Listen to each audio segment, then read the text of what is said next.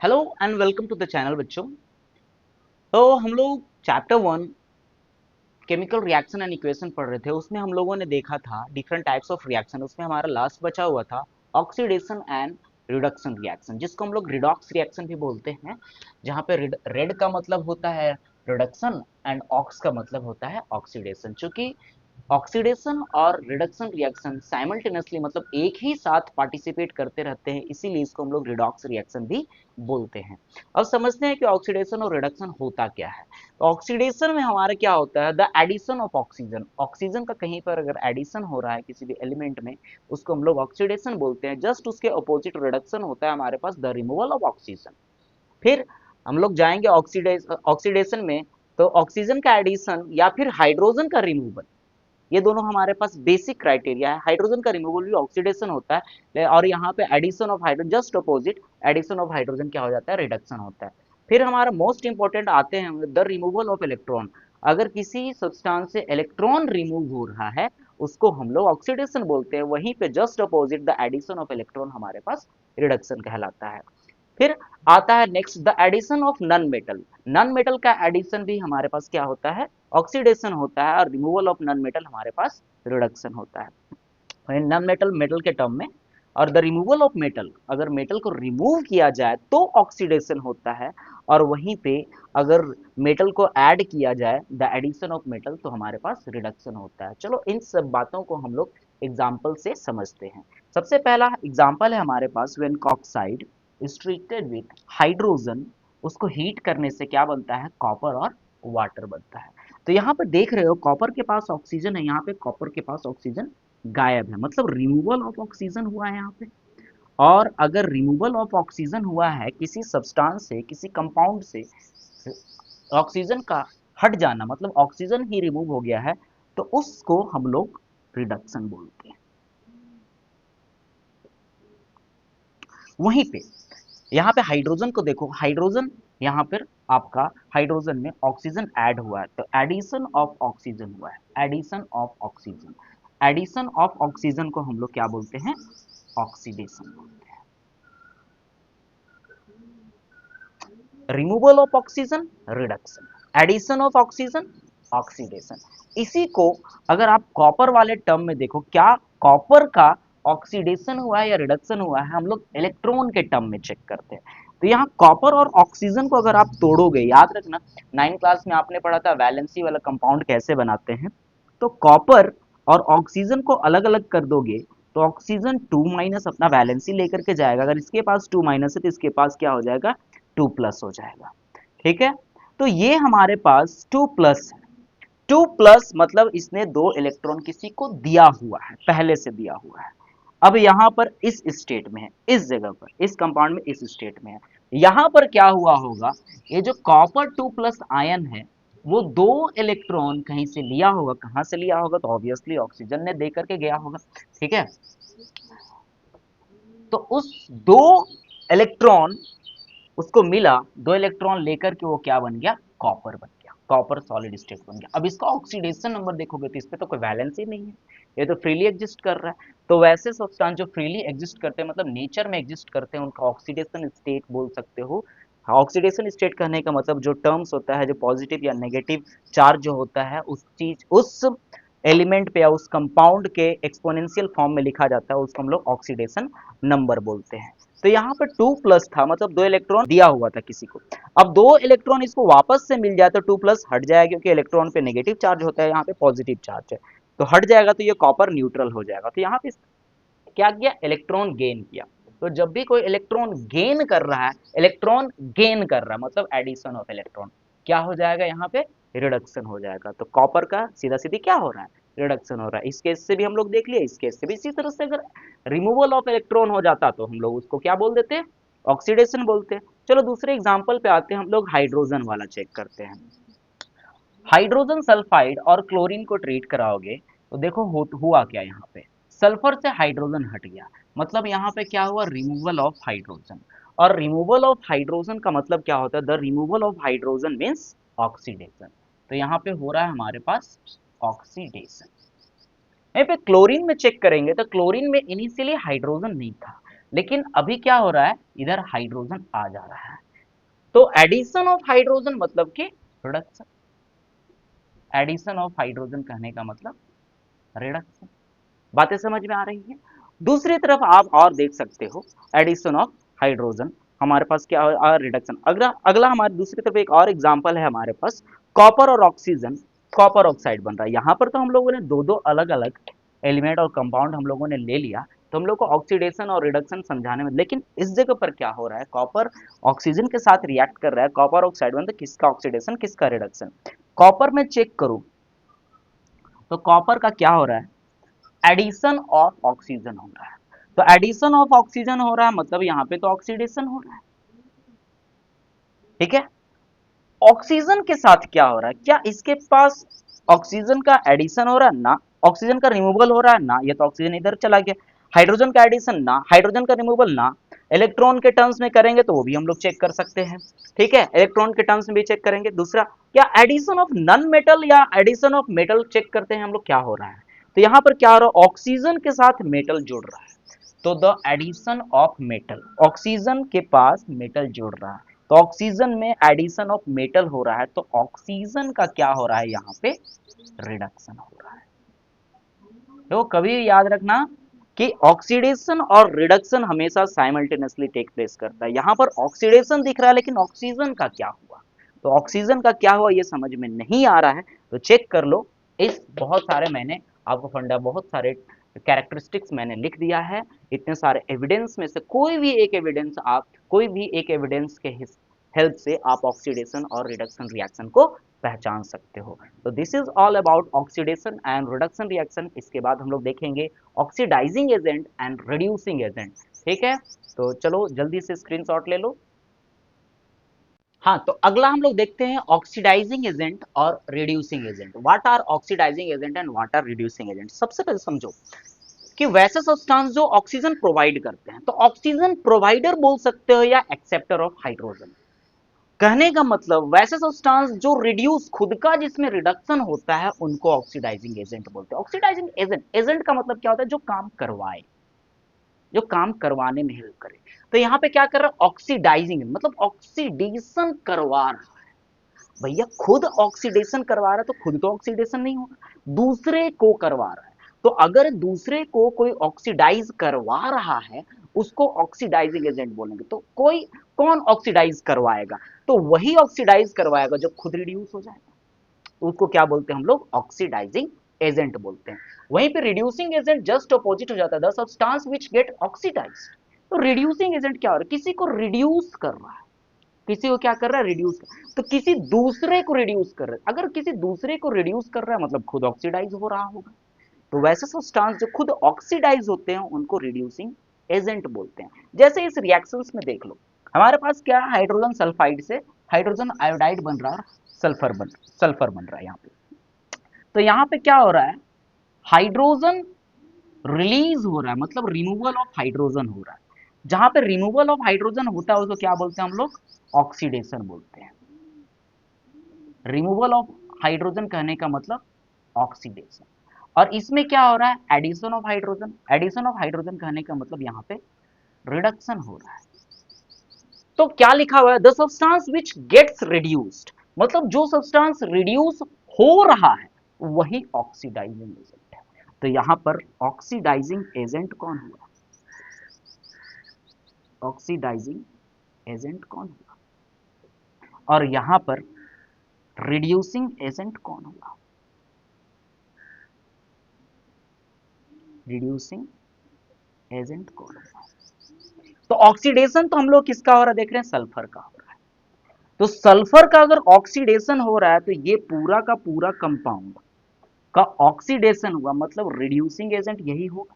Reducing agent कहने का मतलब जो हाइड्रोजन प्रोवाइड करे, हाइड्रोजन के टर्म्स में अगर हम लोग बात करेंगे, तो यहाँ पर ये हाइड्रोजन प्रोवाइड कर रहा है, since it is providing hydrogen, यानी कि खुद का ऑक्सीडेशन करना कैसे, हाइड्रोजन प्रोवाइड करके। तो इसको क्या बोलेंगे, जिसका ऑक्सीडेशन उसी को रिड्यूसिंग एजेंट, रिड्यूसिंग एजेंट में H2S। ध्यान देना कि यहाँ पर केवल सल्फर नहीं लिखे, सल्फर केवल लिखोगे तो गड़बड़ हो जाएगा। जैसे हम लोग बोलते हैं ऑक्सीडेशन किसका हो रहा है, तो ऑक्सीडेशन सल्फर का हो रहा है। चार चीजें लिखते हैं, ऑक्सीडेशन किसका हो रहा है, रिडक्शन किसका हो रहा है, ठीक है। तो ऑक्सीडेशन के नाम पे सल्फर का बोल देना, क्योंकि सल्फर यहां से सल्फर में रिमूव हो रहा है, तो सल्फर का ऑक्सीडेशन हो रहा है, ठीक है। रिडक्शन किसका हो रहा है, तो आयोडीन में हाइड्रोजन आयोडाइड हाइड्रोजन जोड़ रहा है, तो यहां पर रिडक्शन किसका हुआ, आयोडीन का हुआ। तो ऑक्सीडेशन हो गया सल्फर का, रिडक्शन हो गया आयोडीन का, रिड्यूसिंग एजेंट मतलब जिसका ऑक्सीडेशन हो रहा है वही रिड्यूसिंग एजेंट हो रहा है, तो ऑक्सीडेशन किसका हो रहा है, आपका H2S का ऑक्सीडेशन हो रहा है, तो वही हमारे पास रिड्यूसिंग एजेंट हो गया। ऑक्सीडाइजिंग एजेंट मतलब जिसका रिडक्शन हो रहा है दैट इज ऑक्सीडाइजिंग एजेंट, तो यहाँ पे ऑक्सीडाइजिंग एजेंट कौन हो जाएगा आपका I2।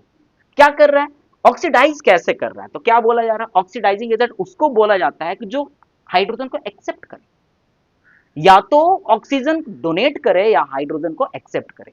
तो आयोडीन क्या कर रहा है, यहां से हाइड्रोजन एक्सेप्ट कर रहा है, हाइड्रोजन एक्सेप्ट कर रहा है मतलब दूसरे को ऑक्सीडाइज कर रहा है, दूसरे का आयोडीन यहाँ पे सल्फर को ऑक्सीडाइज करवा रहा है, तो जो ऑक्सीडाइज करवा रहा है उसको ऑक्सीडाइजिंग एजेंट, तो दूसरे को जब ऑक्सीडाइज करवा रहा है तो खुद रिडक्शन हो जा रहा है। तो सिंपली आप समझो कि जो सब्सटेंस वैसे सब्सटेंस जो खुद का जिनमें रिडक्शन होता है उनको ऑक्सीडाइजिंग एजेंट बोलते हैं, और वैसे सब्सटेंस जो खुद ऑक्सीडाइज हो जाते हैं उनको रिड्यूसिंग एजेंट बोलते हैं। तो ये हमारे पास सिंपल फंडा है oxidizing agent and reducing agent का, ठीक है। चलो तो वीडियो को आगे बढ़ाते हुए इसके बाद हम लोग effects of oxidation in everyday life.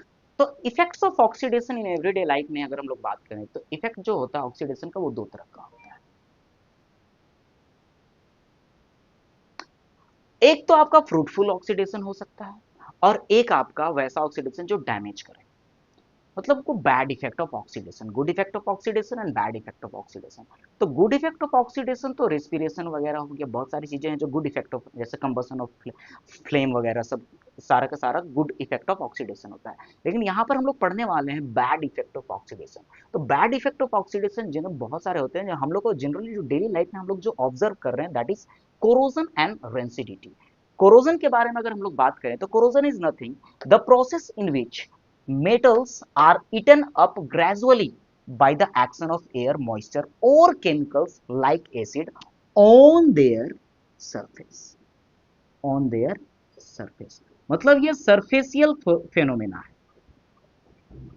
On their surface, surface पे ये चीजें होती है, सरफेस पे इटन अप होते हैं। वहीं पे रेंसिडिटी के बारे में अगर हम लोग बात करें तो रेंसिडिटी एक ऐसा कंडीशन है जिसमें कि फूड में फैट या ऑयल जो प्रेजेंट होता है वो ऑयल और फैट ऑक्सीजन के साथ रिएक्ट करके छोटे छोटे छोटे छोटे टुकड़ों में टूट जाता है, और जब ऑयल या फैट छोटे छोटे टुकड़ों में टूटता है तो फॉल स्मेल मतलब अनप्लीजेंट स्मेल और टेस्ट भी बैड टेस्ट प्रोवाइड करता है।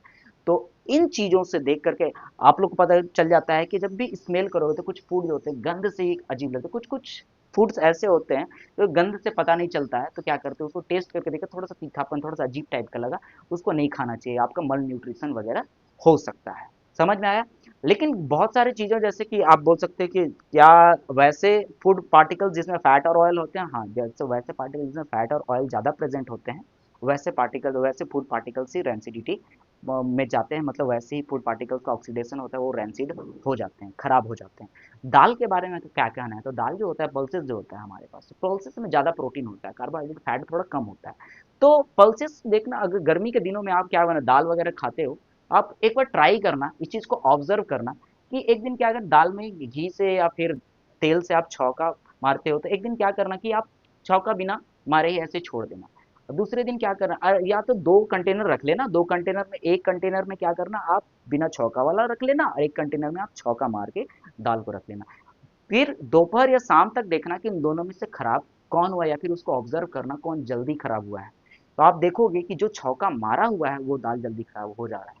तो कहने का मतलब क्या हो रहा है कि छौका मारने से क्या कर रहे हो आप ऑयल उसमें ऐड कर रहे हो, तो वो ऑयल एक्चुअली ऑक्सीडेशन हो रहा है और वो फूड को जल्दी खराब करने में हेल्प कर रहा है। समझ में आया। तो इसलिए गर्मी के दिनों में अगर आपको फूड को स्टोर करना थोड़े देर के लिए, फ्रीज वगैरह नहीं है, दाल वगैरह बना बहुत सारे हॉस्टल में जो रहते हैं या फिर रूम लेकर के रहते हैं वो क्या करो दाल को बिना छौका मारे ही खा लिया, तो ये बस एक टिप्स है। चलो आगे बात करते हैं हम लोग कोरोजन के बारे में, कोरोजन को थोड़ा सा डिटेल में देखते हैं, रेंसिडिटी पार्ट को आगे पढ़ेंगे, कोरोजन के बारे में बातें करते हैं। तो कोरोजन क्या है हमारे पास, the process in which metals are eaten up. तो अब देखो होता क्या है, सबसे पहले हम लोग एग्जांपल्स में ले लेते हैं। तो एग्जांपल नंबर 1 मैं ले रहा हूं, हमारे पास है आयरन। एग्जांपल नंबर 1, आयरन को क्या करो, आयरन को अगर ऑक्सीजन के प्रेजेंस में छोड़ दो, साथ ही साथ वहां पर moisture in the form of H2O वो प्रेजेंट होना चाहिए, ठीक है। ऑक्सीजन और मॉइस्चर के प्रेजेंस में छोड़ दो तो वो हाइड्रेटेड आयरन ऑक्साइड बन जाते हैं, Fe2O3.H2। अगर यहां पर एक ऑक्सीजन एक वाटर मॉलिक्यूल लिए हो तो यहां पर भी एक वाटर मॉलिक्यूल होगा, यहाँ पे दो लिए हो तो यहाँ पर भी दो होगा, यहाँ तीन लिए हो यहाँ पर भी तीन होगा, यहाँ चार लिए हो यहाँ पर भी चार होगा। आप इसको अगर एक्स लेते हो तो यहाँ पर भी एक्स मॉलिक्यूल हो जाएगा। बातें समझ में आ रही है? इसको बैलेंस कर लेते हैं, चलो कैसे बैलेंस कर ले, यहाँ 4 कर लो, यहाँ 3 कर लो, यहाँ 2 कर लो, ठीक है। तो यहाँ पे 2x H2 तो ये 2x ले लो। तो इस तरह से बैलेंस भी हो गया, आप देख लो काउंट कर लो। Fe कितना है इधर, 4 है, 2 to 4 Fe, oxygen 3 to 6, 3 to 6 oxygen, water molecule 2, 2x, यहाँ पे भी अब x कितना भी हो सकता है, x का वैल्यू 1 2 3 4 कुछ भी हो सकता है। So this is the oxidation of iron, जिसको हम लोग रस्टिंग ऑफ आयरन भी बोलते हैं। This is also known as rusting of iron. तो rusting of iron is a type of corrosion. Next हम लोग सिर्फ क्या रस्टिंग आयरन भी होता है ना, रस्टिंग आपका कॉपर में भी हो सकता है। तो कॉपर में कैसे होता है, तो कॉपर को क्या करो, ऑक्सीजन के प्रेजेंस में रखो, साथ में मॉइस्चर का होना तो बहुत जरूरी है, और इसके साथ साथ ये रिएक्ट करता है कार्बन डाइऑक्साइड के साथ। मैं इस रिएक्शन को एक्चुअली नीचे लिखता हूं, इधर थोड़ा लंबा हो जाएगा। तो क्या होता है, कॉपर जो होता है ऑक्सीजन के प्रेजेंस में, वाटर वेपर के प्रेजेंस में और कार्बन डाइऑक्साइड के प्रेजेंस में बनाता है हमारे पास कॉपर हाइड्रोक्साइड प्लस में कॉपर कार्बोनेट, ठीक है। इसी को या फिर आप ऐसे लिख सकते हो, और CuCO3 dot CuOH all to, इस तरह से ये प्रेजेंट होता है। अब ये जो कंपाउंड है कॉपर हाइड्रोक्साइड और कॉपर कार्बोनेट, ये ग्रीन कलर का होता है, ये ग्रीन कलर का होता है। तो देखना बहुत दिनों तक अगर कॉपर का आप अंगूठी वगैरह या फिर कोई जग वगैरह आपने रखा है तो कुछ दिनों के बाद उसमें ग्रीन कलर का एक कोटिंग हो जाता है। तो वो ग्रीन कलर कुछ नहीं है, वो ऑक्सीडेशन ऑफ कॉपर हुआ है, मतलब रस्टिंग ऑफ कॉपर बोल सकते हो या कोरोजन ऑफ कॉपर बोल सकते हो। यहां पर ये रेडिश ब्राउन कलर का हो जाता है, ये रेडिश ब्राउन कलर का हो जाता है, ठीक है। ये आपको आयरन पता है कि ये ग्रे कलर का होता है, ग्रे कलर से रेडिश ब्राउन कलर।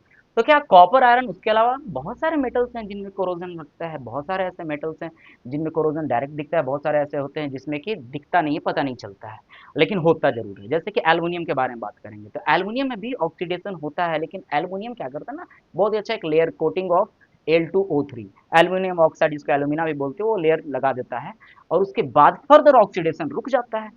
लेकिन बहुत सारे ऐसे मेटल्स हैं जिनमें ऑक्सीडेशन होता है, पता चलता है धीरे धीरे, gradually they are eaten up.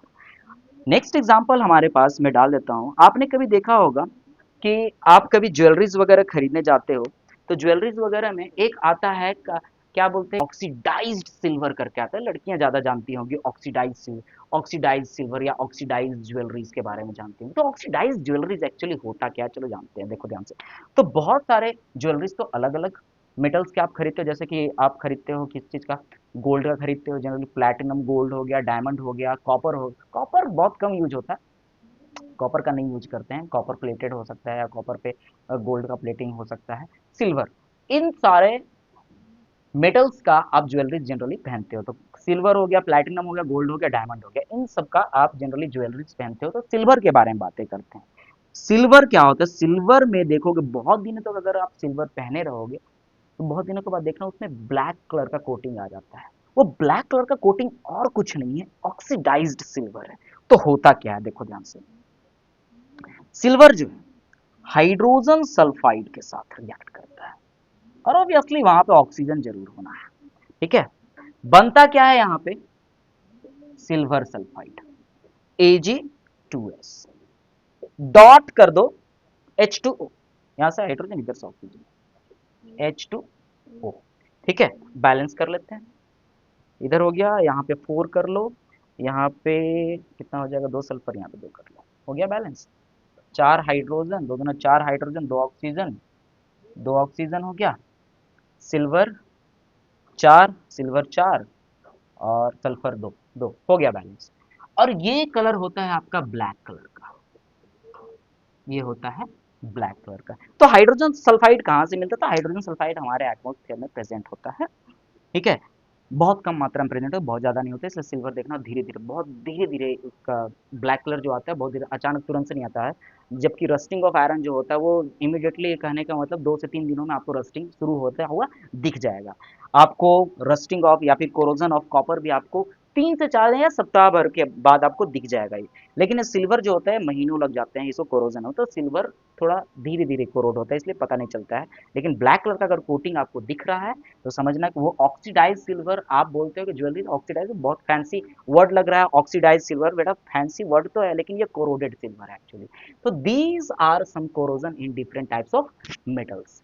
जहां पर अब बहुत सारे, एक क्वेश्चन ये भी आता है कि क्या जो हमारे पास आयरन, जो हम लोग नॉर्मल आयरन लिए हैं, और हमारे पास जो रेडिश ब्राउन कलर का जो आयरन का रस्ट बना हुआ है, इन दोनों में से ज्यादा भारी कौन सा होता है, विच इज हैवियर, आयरन और रस्ट, आयरन और रस्ट कौन ज्यादा हेवियर होता है, ये पूछा जाता है। तो हम लोगों ने देखा कि क्या होता है कि आयरन का, suppose this is the metal of iron, इसके जो सुपरफिशियल एरिया है, मतलब जो अपर पार्ट है, सरफेसियल एरिया है, इस एरिया पे क्या होता है, ऑक्सीजन और मॉइस्चर का प्रभाव पड़ता है, यानी कि इफेक्ट होता है, रिएक्ट करते हैं और यहाँ पर क्या करते हैं, ब्राउन कलर का एक कोटिंग लगा देते हैं इस तरह से ऊपर से। अब धीरे धीरे वो ब्राउन कलर क्या होता है, धीरे धीरे वो ब्राउन कलर निकलते जाता है और नीचे के पार्ट को डैमेज करते जाते हैं। तो अब बोला जाए कि ये निकला नहीं है, सपोज दैट ये निकला नहीं है, वहीं पे अटैच, ठीक है।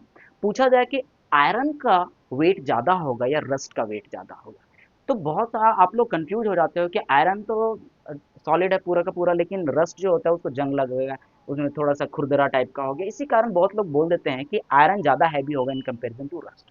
अब मास के बारे में देखेंगे तो आयरन का मास, चलो हम लोग 4 आयरन ही ले लिए, तो यहाँ पर भी चार चार ही आयरन है। लेकिन रस्ट में देखोगे तो आयरन के साथ क्या क्या है बेटा, आयरन के साथ ऑक्सीजन भी है और हाइड्रोजन भी, तो इनका मास भी तो ऐड करेंगे ना हम लोग। तो इसीलिए क्या हो जाता है, जो रस्ट का मास होता है वो ज्यादा होता है इन कंपेरिजन टू आयरन। इसलिए जब भी पूछा जाएगा ये क्वेश्चन कि which is more heavier, iron और रस्टेड आयरन, तो answer will be rusted iron, ठीक है। ये क्वेश्चन जरूर जरूर से कभी कभी वाइवा में भी पूछा जाता है, तो ये क्वेश्चन आपको फंसा सकता है, तो इसको अच्छे से पढ़ लेना, ठीक है। तो स्क्रीनशॉट आप ले लो, आगे बढ़ते हैं हम लोग, रेंसिडिटी। और हाँ, एक चीज और, prevention of rusting of iron, इसमें हम लोग ऑयलिंग, पेंटिंग, गैल्वेनाइजेशन वगैरह करते हैं, इसको हम लोग मेटल एंड नॉन मेटल वाले चैप्टर में पढ़ेंगे। आगे बढ़ते हैं हम लोग।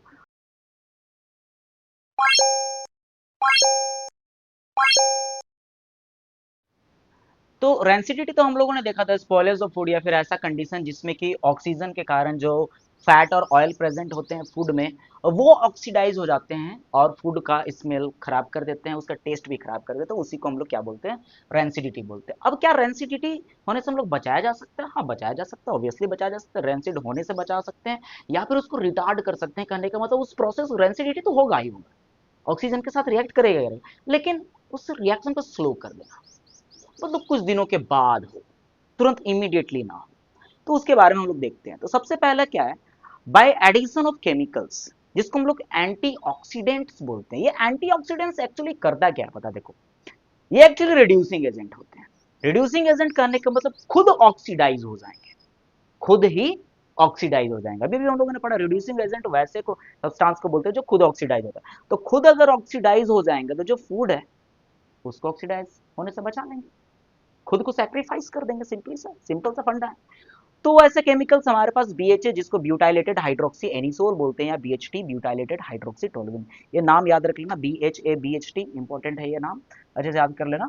फिर दूसरा हम लोग पैकेजिंग ऑयल और fat containing foods in nitrogen gas. Nitrogen gas जो होता है ना, नाइट्रोजन गैस इनर्ट गैस होता है। इनर्ट गैस कहने का मतलब जो किसी के साथ रिएक्ट नहीं करता। अब किसी के साथ रिएक्ट नहीं करता तो उसका एटमोस्फियर अगर हम लोग बना दें तो खुद तो रिएक्ट करेगा नहीं, दूसरे सब्सटेंस वहां पर आएंगे, इनको दूसरे सब्सटेंस को रिएक्ट करने कैसे देगा। तो जितने भी पैकेजिंग फूड होते हैं, जैसे कि लेज वगैरह होता था, लेज का पैकेट्स वगैरह होता देखना, हम लोग बोलते हैं कि इस पैकेट से ज्यादा तो इसमें हवा भरा है, तो हवा भरा है, इतना हवा कौन खाएगा बेटा, वो हवा इसलिए भरा हुआ है ना ताकि आपका फूड जो है वो सेफ रहे। इतना जो हवा भर के रखता है वो फूड को आपको सेफ रखने के लिए बोल। अब क्या ये उसमें भी एक्सपायरी डेट भी लिखा हुआ रहता है कि इतने दिनों के बाद, 6 महीना या 7 महीने के बाद इसको नहीं खाना। तो 7 महीने के बाद या क्या खराब हो जाता है? द आंसर, वो यहाँ पर आंसर जो इसका ना थोड़ा सा कंफ्यूजिंग वाला है। तो कंफ्यूजिंग वाला क्यों क्यों है? उन्होंने बोला कि खराब हो गया, लेकिन खा करके देखे तो ठीक हुआ। कंफ्यूजन है, खराब है ठीक है। देखो खराब होने का कंडीशन क्या होगा, ध्यान देना। ये जो पैकेजिंग होता है ना, तो पैकेजिंग में एक्चुअली यहाँ पर या तो गम या फिर उसको एयर टाइट हीट करके प्लास्टिक को आपस में चिपका दिया जाता है। लेकिन ड्यू टू बहुत दिनों तक वो एयर लाइट वगैरह पड़ते पड़ते ये जो आपका चिपका हुआ जो पार्ट होता है, ये चिपका हुआ पार्ट का थोड़ा थोड़ा क्या हो सकता है, उसमें छोटे छोटे छेद हो सकते हैं या फिर वो डिग्रेड हो जाए, जिसके कारण छोटे छोटे छेद हो जाता है। उस छेद के कारण यहाँ पर एक्सचेंज ऑफ गैस होना शुरू हो जाता है। तो 6 महीनों के बाद यहाँ पर एक्चुअली एक्सचेंज ऑफ गैस होता है, कहने का मतलब नाइट्रोजन बाहर जा रहा है, ऑक्सीजन शायद अंदर आ रहा है। इसके कारण ये फूड जो होता है वो खराब हो जाता है। इसीलिए बोला जाता है कि 6 महीने तक ही इसको यूज करें, उसके बाद इसको यूज ना करें। क्यों ऐसा बोला जा रहा है? क्योंकि 6 महीने के बाद या 6 महीने तक धीरे धीरे ये जो प्लास्टिक का जो चिपकाने वाला पार्ट है, जो चिपकाया गया जो गम है, वो वीकेंड पड़ जाता है, जिसके कारण एक्सचेंज ऑफ गैस हो जाता है और खाना खराब होना शुरू हो जाता है। इसीलिए बोला जाता है कि 6 महीने या 12 महीने जो भी लिखा हुआ होता है, depending upon the type of food, जिसमें ऑयल ज़्यादा प्रेजेंट होता है उसको कम बोला जाता है, जिसमें ऑयल बहुत कम, जैसे पनीर वगैरह के बारे में बोलो तो फैट बहुत सारा है उसमें, तो तुरंत 2 से 3 एक सप्ताह के अंदर उसको यूज करना होता है। वैसे वैसे अलग अलग चीज़ें उसको तो नाइट्रोजन में स्टोर भी नहीं करते हैं। फिर क्या है हमारे पास, कीपिंग फूड इन रेफ्रिजरेटर। तो बहुत सारे फूड ऐसे होते हैं। अब इधर जो ना, यहाँ तक ये दोनों था, इससे हम लोग प्रिवेंट कर सकते हैं, और प्रिवेंशन में पिकलिंग भी कर सकते हैं। अचार बना दो बस, सिंपल सा फंडा, अचार बना दी काफी समय तक। उस वो जो आम है, वो आम का अचार बनाया तो आम काफी दिन तक स्टोर होकर के रखे, तो उस तरह से पिकलिंग भी आप कर सकते हो, वो अलग चीज है। फिर हमारे पास कीपिंग फूड इन रेफ्रिजरेटर, यहाँ पर इधर जो है ना हम लोग रिटार्डेशन करा रहे। रिटार्डेशन कहने का मतलब क्या होता है कि रेंसिडिटी तो होगा लेकिन उस प्रोसेस को स्लो डाउन कर दे, कुछ दिनों के लिए टाल दे। तो एक कीपिंग फूड इन रेफ्रिजरेटर, तो रेफ्रिजरेटर में क्या देखो, तो ऑक्सीडेशन जो होता है ना, वो वार्म एयर में या फिर गर्मी के टाइम पे या फिर ज्यादा हाई टेम्परेचर पे ऑक्सीडेशन का जो रेट होता है वो बढ़ जाता है। और वहीं पर अगर हम लोग बात करेंगे कि अगर गर्मी ज्यादा बढ़ेगा, टेम्परेचर ज्यादा होगा, तो ऑक्सीडेशन बढ़ रहा है, तो क्या टेम्परेचर कम होगा तो ऑक्सीडेशन घटेगा? ऑब्वियसली द टेम्परेचर कम होगा तो ऑक्सीडेशन का रेट भी, मतलब जो टाइम टेक होता है ऑक्सीडेशन होने के लिए, वो भी घट जाता है। तो रेफ्रिजरेटर में रखने के कारण टेम्परेचर लो मतलब ऑक्सीडेशन स्लो स्लो होगा, तो फूड कुछ समय के लिए बच जाएगा। अब ऐसा नहीं कि पूरा सालों साल, 3-4 साल तक आप फ्रिज में कोई चीज को रख दिए तो 3-4 साल तक ठीक ठाक है, नहीं बेटा। 3-4 साल में महीने तक आप रख लो, एक आध दो 10 दिन 12 दिन तक रख दो, तब तक ठीक रहता है। उसके बाद वो भी खराब हो जाता है, फ्रिज भी आपका महकने लगेगा। फिर आगे बात करते हैं storing food in air tight container. तो एयर टाइट कंटेनर तो बहुत सारे डेट्स वगैरह जनरली होते हैं, डेट्स वगैरह यूएई में आता है डेट्स वगैरह, तो क्या डेट्स हो गया, फिर बहुत जितने भी ड्राई फ्रूट्स होते हैं, ड्राई फ्रूट्स अभी कभी मार्केट में जाना तो ड्राई फ्रूट्स को देखना, उसमें क्या होता है ना, वैक्यूम पूरा अच्छे से एयर टाइट होता है, मतलब उसका हर एक स्ट्रक्चर को आप फील कर सकते हो, टेक्सचर को फील कर सकते हो, मतलब उसमें से सारा का सारा एयर निकाला जाता है। अब एयर सारा का सारा निकाल दिया मतलब कोई एयर नहीं, कोई एयर नहीं मतलब ऑक्सीजन नहीं, ऑक्सीजन नहीं तो रिएक्ट कैसे करेगा? अब जब रिएक्ट करेगा ही नहीं, एयर टाइट कंटेनर में भी आप ना, टीन का कंटेनर भी हो सकता है, प्लास्टिक कंटेनर भी आप बना सकते हो, तो एयर टाइट कंटेनर में मतलब कि वहां पर एयर है ही नहीं, ऑक्सीजन है नहीं, तो रिएक्ट कैसे करेगा? रिएक्ट करेगा ही नहीं तो फिर ऑक्सीडेशन कैसे होगा? हाँ, लेकिन धीरे धीरे क्या हो सकता है वहां पर भी, कुछ समय के बाद डिग्रेड हो सकता है, और वो जो आप चिपकाए हो वो पार्ट जो वो हो सकता है, चिपकाने वाला पार्ट, वो धीरे धीरे लूजन होगा, वीकन होगा, जिसके कारण एयर का एक्सचेंज होगा, तो फिर वो ऑक्सीडाइज हो जाएगा। इसीलिए ये जो है, ये भी आपका storing food in air tight container, इस चीज से भी आप क्या रिटार्ड कर सकते हो, थोड़े समय के लिए रोक सकते हो। फिर storing food away from light. अब बोला गया कि लाइट, लाइट मतलब वार्म आएगा, लाइट होगा तो मतलब वहां पर टेम्परेचर तो हाई होगा, तो अगर लाइट से अवे रखोगे, मतलब लाइट कहने का मतलब यहाँ पे सनलाइट के बारे में बातें हो रही है, रूम का लाइट वगैरह उससे बातें नहीं हो रही, सनलाइट के बारे में बातें हो रही है। तो सनलाइट से अगर दूर रखोगे तो टेम्परेचर कम होगा, टेम्परेचर कम होगा, कूल एंड डार्क प्लेस जैसा बोला जाता है। तो कूल एंड डार्क प्लेस पे रखने से चीज़ें ज़्यादा समय तक चलती है, तो वही बोला जाए कि अवे फ्रॉम लाइट रखोगे तो ऑक्सीडेशन का रेट क्या हो जाएगा, स्लो हो जाएगा, थोड़े समय के लिए रुक जाएगा। तो इस तरह से आप एवरीडे लाइफ में ऑक्सीडेशन ऑफ फूड को प्रिवेंट कर सकते हो या फिर उसको रिटार्ड कर सकते हो। तो इस तरह से हमारा चैप्टर खत्म हो जाएगा। नेक्स्ट वीडियो में हम लोग प्रीवियस ईयर क्वेश्चंस देखेंगे और इसके एनसीईआरटी क्वेश्चंस को हम लोग डील करेंगे। तो आज के लिए थैंक यू, आज के लिए इतना ही। Thank you and have a nice day. Hope you like the video. और अगर वीडियो को लाइक किए हो, अच्छा लगा आपको वीडियो, तो इस वीडियो को ज़्यादा से ज़्यादा शेयर करो, सब्सक्राइब करो, शेयर करो, ज़्यादा लाइक करो, शेयर करो। मेरा क्या है, मेरा तो वही होगा। आप लोगों को मैं नॉलेज दे रहा हूँ, आप लोग मुझे क्या बदले में क्या मैं मांग रहा हूँ, बस like share comment etcetera etcetera. और अगर आपको कोई डाउट हो या रांची में हो, ऑफलाइन क्लासेस अगर आपको चाहिए होगा, तो आप मुझे इस नंबर पे कांटेक्ट कर सकते हो। किसी भी तरह का डाउट हो, आप मुझे इस नंबर पे कांटेक्ट कर सकते हो।